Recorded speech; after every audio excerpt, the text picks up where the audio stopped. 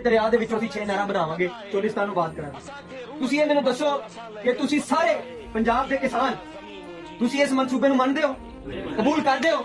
ਲੇਕਿਨ ਕਿੰਨੀ ਵੱਡੀ ਵਾਰਦਾਤ ਹੈ ਕਿ ਮਨਸੂਬਾ ਬਣਾ ਕੇ ਇਸ ਮੁਲਕ ਦਾ ਜਿਹੜਾ ਕਮੀਨਾ ਹੁਕਮਰਾਨ ਤਬਕਾ ਹੈ ਉਹ ਇਲਜ਼ਾਮ ਇਹ ਦਿੰਦਾ ਪਿਆ ਕਿ ਅਸੀਂ ਪੰਜਾਬ ਦੇ ਕਿਸਾਨਾਂ ਨੂੰ ਅਸੀਂ ਉਹਨਾਂ ਨੂੰ ਰੱਖੇ ਜ਼ਮੀਨਾਂ ਕਰਕੇ ਦੇਵਾਂਗੇ।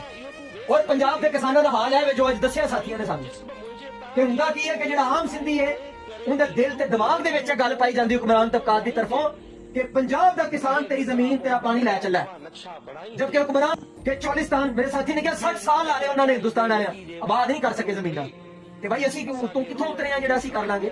ਔਰ ਕਿਨਾਰੇ ਇੱਕ ਸਰਮਾਇਆਦਾਰ ਨੂੰ 5,000 ਏਕੜ ਜ਼ਮੀਨ ਦਿੱਤੀ ਜਾ ਰਹੀ ਹੈ। ਕਿਹੜੀ ਕਾਰਪੋਰੇਟ ਫਾਰਮਿੰਗ ਹੈ?